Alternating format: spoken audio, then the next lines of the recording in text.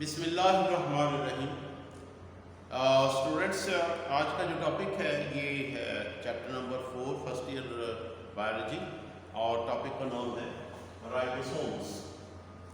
Ribosomes is another organelle of the cell, यानी ये भी सेल का एक ऑर्गेनेल है और ये इट्स वेरी इम्पॉर्टेंट टॉपिक, क्योंकि इसमें एक दो कॉन्सेप्ट्स ऐसे हैं जो कि स्टूडेंट्स को अक्सर बहुत तंग करते हैं और वो खासे परेशान होते हैं। अब इंशाल्लाह ताला मैं आपको गारंटी देता हूँ कि वो जो कॉन्सेप्ट है इसका राइबोसोम का, वो आपके माइंड में ज़रूर क्लियर होगा and you will feel that you have something learned new, कि आपने कुछ ऐसा नया भी सीखा है राइबोसोम्स के बारे में। तो राइबोसोम्स जो हैं दे आर, जैसे मैंने कहा कि सेल के अंदर पाए जाने वाले ऑर्गेनेल हैं और ये सेल में दो तरह से पाए जाते हैं। और इस तरह से कि एक तो आपने पढ़ा था रफ एंडोप्लाज्मिक रेटिकुलम का स्ट्रक्चर, इस तरह से, यानी रफ एंडोप्लाज्मिक रेटिकुलम जो है उनको रफ इसलिए कहा जाता है कि उनकी सरफेस के ऊपर ग्रैनुलर स्ट्रक्चर होते हैं और these granular structures are actually called ribosomes।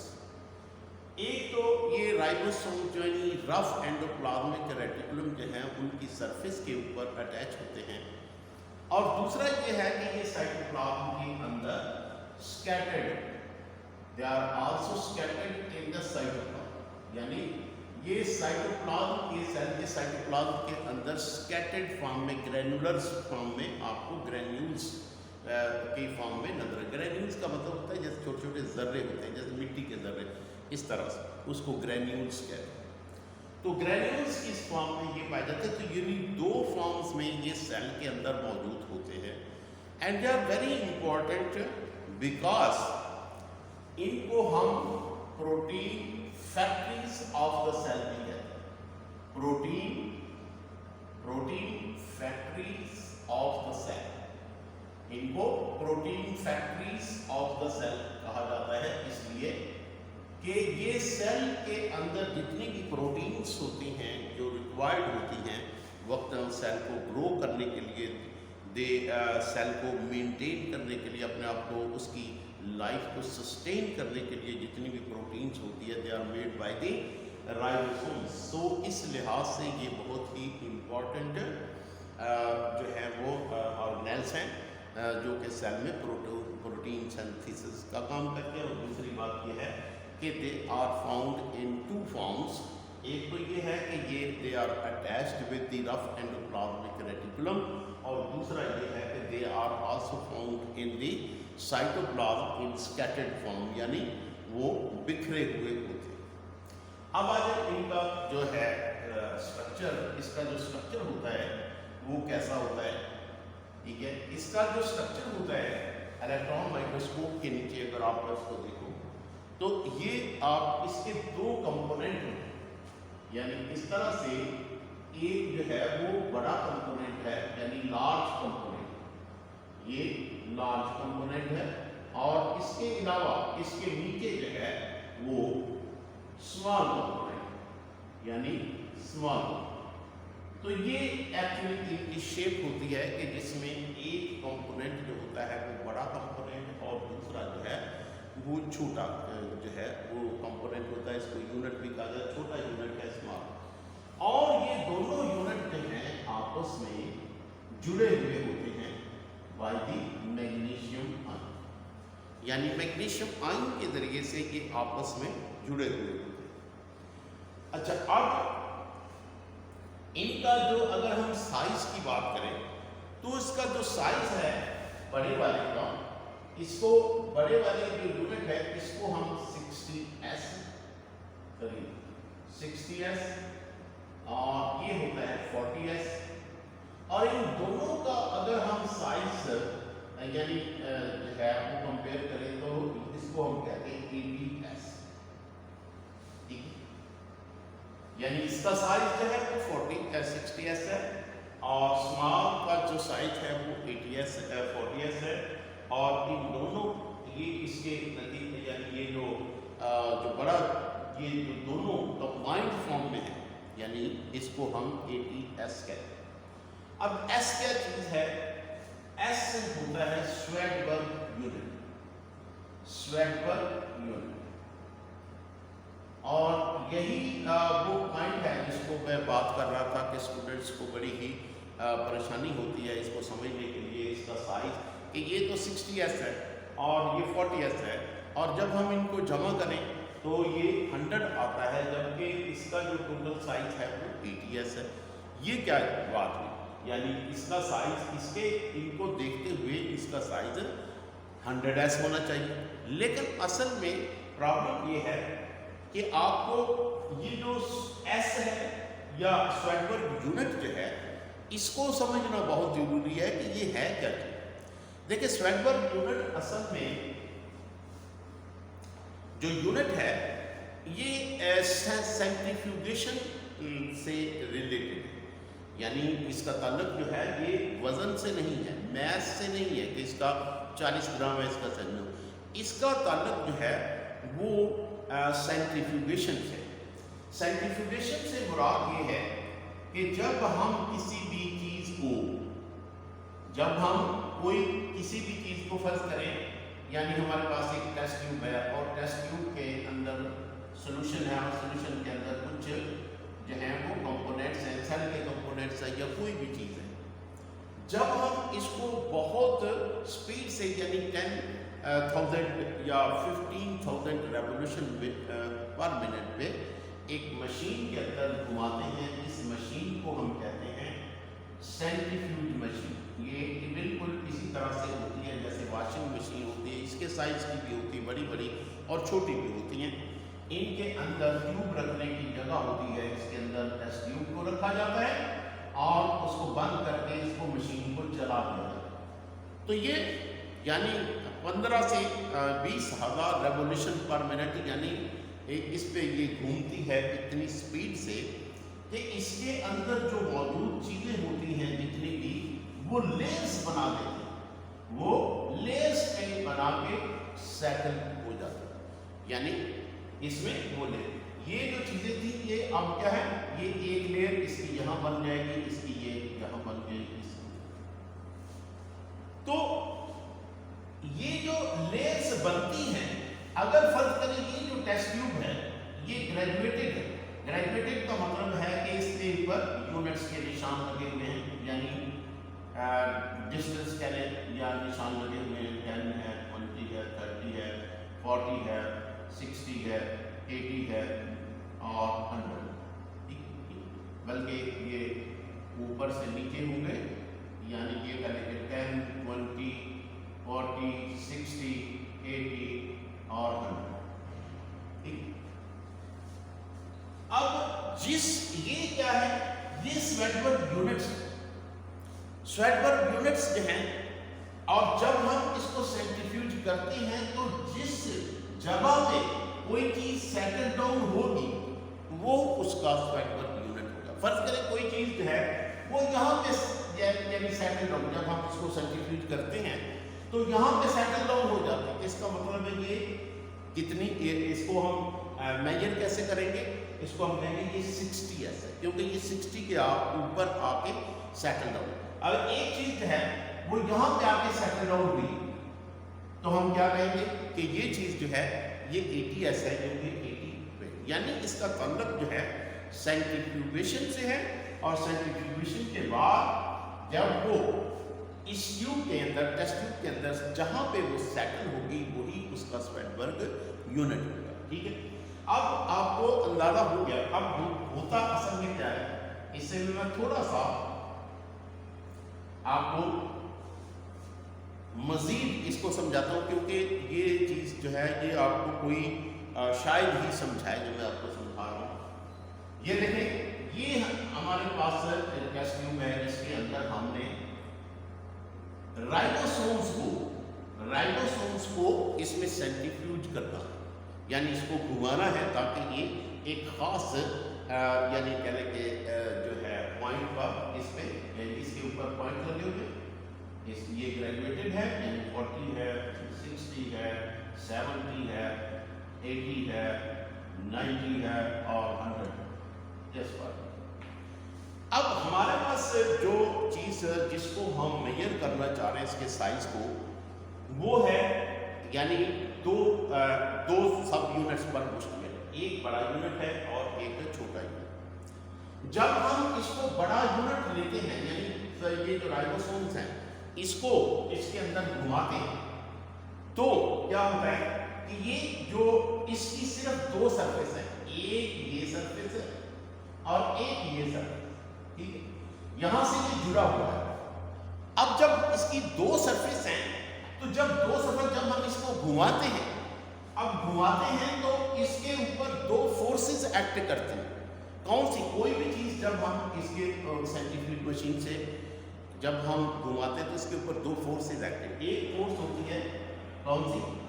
Gravitational force. दूसरी फोर्स कौन सी होती है? Centrifugal force. सेंट्रीफ्यूगल फोर्स है और दूसरी फोर्स है जो दूसरी फोर्स है वो क्या है? Gravitational force. अब ये जब घूमेगी कोई भी चीज इसके अंदर तो ये दोनों फोर्सेस उसके ऊपर एक्ट करेंगे और इन्हीं फोर्सेस की वजह से वो एक खास पॉइंट पर सेटल डाउन होगा।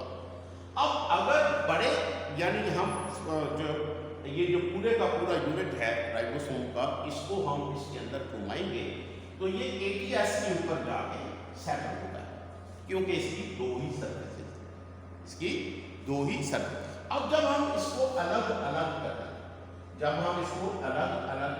बड़ा यूनिट अलग और छोटा यूनिट, और इसको घुमाते हैं, आप देखें इन दोनों को जब हम घुमाते हैं तो इनके ऊपर यानी ये भी इसकी ये जो है इसकी भी दो सरफेसेस हैं, ऊपर और नीचे इसकी भी दो सरफेस है, यानी जब हमने अलग किया है इसकी चार सरफेस। अब जो फोर्सेस हैं वो दो यानी कह लेंगे दो सरफेसेस इसकी, दो सरफेसेस इनकी, चार सरफेसेस के ऊपर ये फोर्स एक्ट करेंगे। और ये जो बड़े वाला यूनिट है इसको ये यहाँ पे सेटल करेंगे और जो छोटे वाला है उसको ये 40 है। और अगर इन दोनों को हम घुमाएंगे, दोनों को सब्स्टिट्यूट करेंगे तो ये 80 पे आके सेटल होगा। इसलिए ये 80s है, ये छोटे वाला जो है ये 40s है और बड़े वाला जो है ये 60s। अब आपको समझ आ गई होगी कि इसका ताल्लुक जो है ये जमा करने से नहीं है बल्कि स्वेटबर्ग यूनिट का ताल्लुक जो होता है वो सेंट्रीफ्यूगेशन से होता है, ठीक है। और जैसी कोई चीज होगी वो उसी हिसाब से, ये क्योंकि टू सरफेस है जो पूरा राइबोसोम, और जब हम इसको तोड़ देते हैं तो इसकी दो की बजाय चार सरफेसेस के ऊपर फोर्स लगती है और ये दोनों जो है एक 40s के ऊपर जाके सेटल होता है और दूसरा जो है वो 60s पर।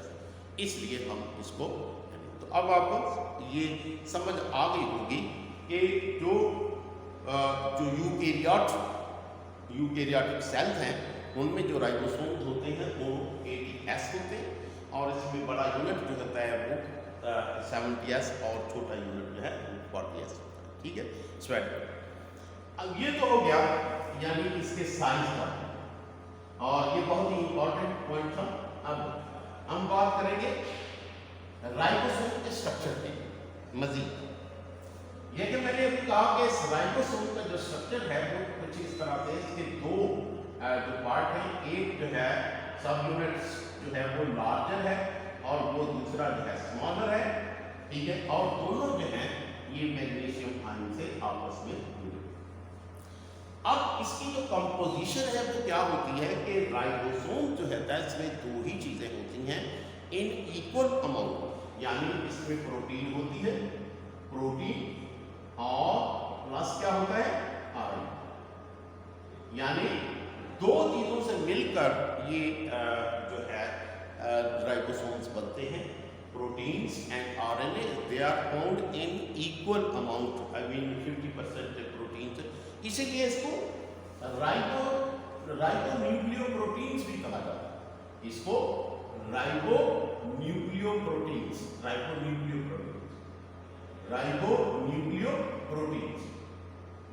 यानी इसमें दो चीजें। और तीसरी चीज ये है कि ये जो राइबोसोम्स होते हैं, ribosomes they are formed in the nucleolus of the cell. ये सेल के न्यूक्लियोलस में बनते हैं। इसके जो कंपोनेंट्स होते हैं ये अलग अलग बनते हैं और उसके बाद ये यानी साइटोप्लाज्म में अक्सर इसके दोनों कंपोनेंट्स अलग अलग होते हैं और जब ज़रूरत होती है प्रोटीन बनाने की तो ये दोनों आपस में जुड़ते हैं और अपना काम करते हैं। तो ये जो इसके स्पेयर पार्ट्स हैं या ये जो यूनिट्स हैं, स्मॉलर यूनिट्स हैं, they are manufactured in the nucleolus of the cell. Nucleolus याद रखिएगा, ये न्यूक्लियोलस में बनते हैं। ठीक। अब जैसे मैंने पहले कहा कि ये जो प्रोटीन, ये जो राइबोसोम्स हैं, they are protein factories of the cell. तो ये जो सेल होता है, सेल यानी ये सेल के अंदर न्यूक्लियस है, न्यूक्लियस के अंदर डीएनए है और हमारी जो भी प्रोटीन बनती है उसका कोड चूंकि डीएनए के अंदर होता है। डीएनए जो होता है वो मास्टर होता है और ये अपनी जगह से कहीं हिलता नहीं है, ये इधर ही रहता है, किसमें, न्यूक्लियस के अंदर। और जब इसने प्रोटीन बनानी होती है तो वो ये अपना एक मैसेंजर भेजता है जिसको हम मैसेंजर आरएनए कहते हैं। और ये मैसेंजर आरएनए जो होता है ये इसका मैसेज लेकर फैक्ट्री में जाता है। फैक्ट्री क्या होगी, राइबोसोम। यानी ये मैसेंजर आरएनए राइबोसोम के पास जाएगा। राइबोसोम इस मैसेंजर आरएनए को रीड आउट करेगा कि इसके अंदर क्या कोड है, कौन सी प्रोटीन बना। तो जो कोड को रीड करेगा उसके मुताबिक वो प्रोटीन बना के ये प्रोटीन उसको सेल को बना देगा। यानी ये प्रोटीन बन जाएगी, अमीनो एसिड को जोड़कर ये प्रोटीन बना देता है। ठीक है, यानी एक तरफ से वो मैसेंजर आरएनए को रीड करता है और दूसरी तरफ से अमीनो एसिड को जोड़ के ये प्रोटीन बना देता है। ये है इसका फंक्शन, यानी राइबोसोम का प्रोटीन सिंथेसिस। और कैसे ये बनाता है, जैसे मैंने अभी आपको बताया कि जो डीएनए होता है ये अपना मैसेंजर भेजता है जिसको मैसेंजर आरएनए कहते हैं। ये मैसेंजर आरएनए अपना जो इसके अंदर कोड होता है वो लेके फैक्ट्री में जाता है और फैक्ट्री जो है वो इसको रीड आउट करती है। फैक्ट्री या राइबोसोम्स ये इसको रीड आउट करती है कि ये कौन सी प्रोटीन बनानी है, वो उस कोड के मुताबिक प्रोटीन बना देती है। अब जब ये यानी मैसेंजर आरएनए जो है ये जब इससे निकलता है न्यूक्लियस से निकलता है, फर्ज करें ये मैसेंजर आरएनए, अब ये न्यूक्लियस से निकला है तो जो प्रोटीन फैक्ट्रीज हैं यानी कि राइबोसोम हैं वो इसके इर्द गिर्द जो हैं अटैच हो जाएंगी और इसको रीड आउट करेगी। और बहुत सारे जो राइबोसोम्स हैं वो एक साथ इस मैसेंजर आरएनए के साथ अटैच हो जाते हैं और प्रोटीन बनाना शुरू कर देते हैं। तो इस कंडीशन को हम क्या कहते हैं, पोलिसोम। वेरी इंपॉर्टेंट शॉर्ट कहते हैं पोलिसोम। पोलिसोम क्या होता है, पोलिसोम होता है कि जब मैसेंजर आरएनए डीएनए से यानी मैसेज लेके ये साइटोप्लाज्म में आता है, इसके पास साइटोप्लाज्म में आता है तो जो प्रोटीन फैक्ट्रीज हैं वो इसके साथ साथ अटैच हो जाती हैं और एक बंच यानी क्लस्टर, बहुत सारे जो राइबोसोम्स हैं वो एक साथ इसके साथ अटैच हो जाते हैं और इस स्ट्रक्चर को हम पोलिसोम कहते हैं। जब बहुत सारे जो राइबोसोम्स हैं वो मैसेंजर आरएनए के साथ अटैच होके इकट्ठे प्रोटीन बनाते हैं। तो होपफुली गाइस आपको ये इसका जो कॉन्सेप्ट है राइबोसोम्स का वो बहुत अच्छे से समझ आ गया होगा। तो अगर आपको वीडियो अच्छी लगे तो आप कमेंट करके बताएं और अपने दोस्तों के साथ ज़रूर शेयर करें ताकि इससे सब लोग फ़ायदा। और चैनल को प्लीज़ सब्सक्राइब ज़रूर किया करें, यानी सिर्फ वीडियो देख के ही आप निकल न जाया करें, लाजमी पहले चैनल को सब्सक्राइब करें, उसके बाद जो है ये आप लीव करें। Thank you very much. अल्लाह हाफ़िज़।